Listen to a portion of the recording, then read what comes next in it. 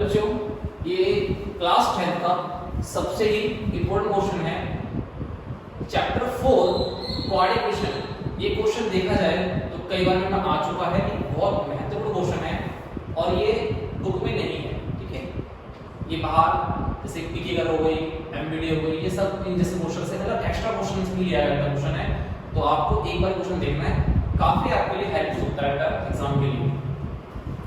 If the roots of the quadratic equation a minus b x square plus b minus c x plus bracket c minus c is equal to 0, ये quadratic form है और क्या रहता है और equal roots है।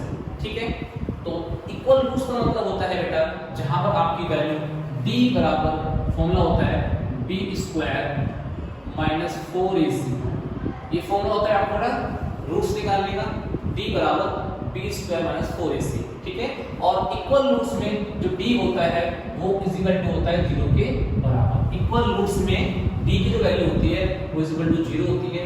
तो हम क्या करेंगे, जो b होता है वो b क्या है, इसे a कहते हैं x स्क्वायर को छोड़कर, इसे b कहते हैं x को छोड़कर, जो बचा बेटा वो आपका c होता है। क्लियर बच्चों, मैं दोबारा समझाते हैं तो हम क्या होता है x स्क्वायर से पहली चीज होगी टर्म पूरा a टर्म कहलाएगा, x से जो पहले टर्म होगी वो b कहलाएगा, वो आपका फिर ये c कहलाएगा।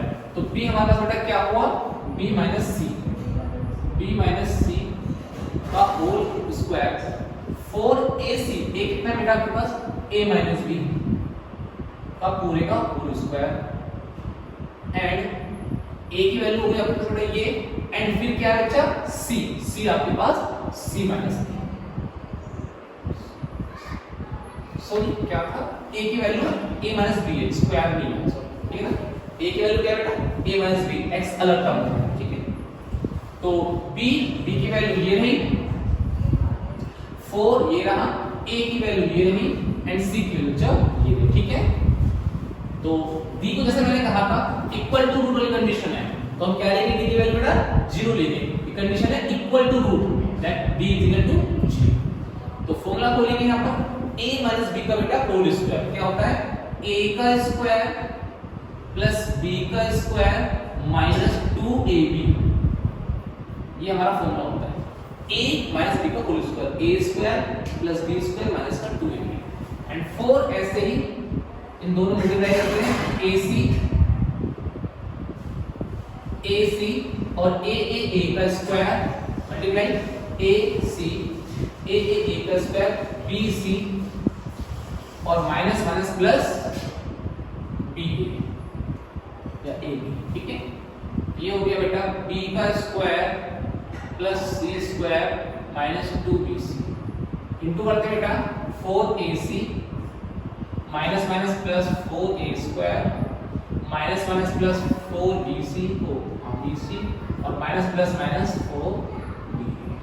ठीक है, जो स्क्वायर टर्म है सारे पहले ही उठाएंगे, 4a स्क्वायर पहले आ जाएगा, फिर b स्क्वायर, फिर c square, 2bc plus 4bc plus minus same function है bc and minus plus minus, तो साइन बड़ा है प्लस का, तो प्लस का 2bc।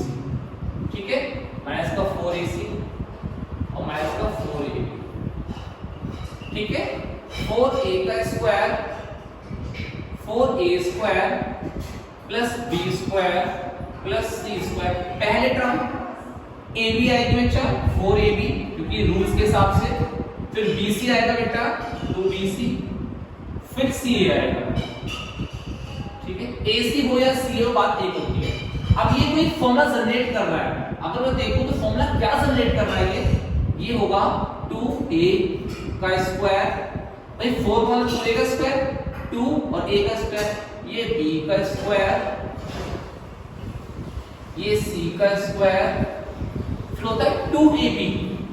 बेटा हमारे पास अगर हम देखें तो एक में ये फॉर्मूला बनाना चाहता हूं a plus b plus c का पूरे का होल स्क्वायर क्या होता है a square b square c square 2ab 2bc and 2ca। मैं इसको फॉर्मूले को, इस पूरे फॉर्मूले को ओपन को मैं ऐसे इसको बंद करना चाहता हूं, तो पहले मैं इस कंडीशन में लेके आऊंगा इसको। अब वही बता रहा हूं, a का स्क्वायर बनाया, फिर b का स्क्वायर बनाया, फिर c का स्क्वायर, फिर 2ab, a कौन है 2a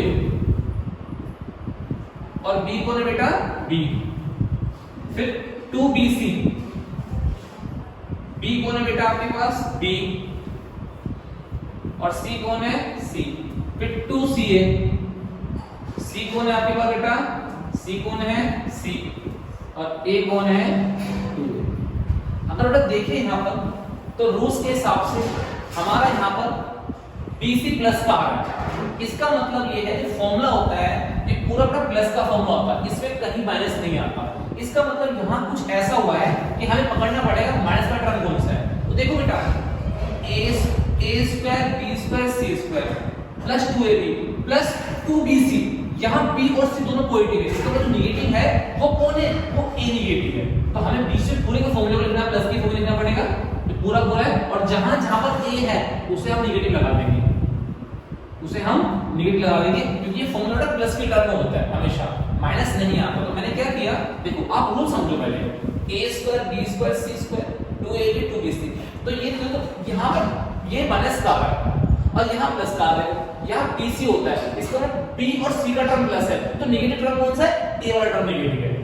मेरी बात बस आपको समझ आई, थोड़ा दोबारा से एक बार रिपीट करके क्वेश्चन देखो तो आपको समझ आ जाएगा। तो ये क्या बन गया ये पूरा टर्म बन गया बेटा ये वाला, तो इसको मैं लिखूंगा बंद करके, तो a कितना है माइनस का 2a, b कौन है b और c पूरे का ये whole square is equal to 0, square से 0 का स्क्वायर कट जाएगा तो क्या बचेगा माइनस का 2a plus b plus c, then यहां इसको ले आएंगे 2a इज इक्वल टू क्या बचा b प्लस c, और यही आपको प्रूफ करना था, शो दैट आपको यही क्या करना था शो, तो 2a is equal to b plus c आपका शो हो चुका है। ठीक है बच्चा।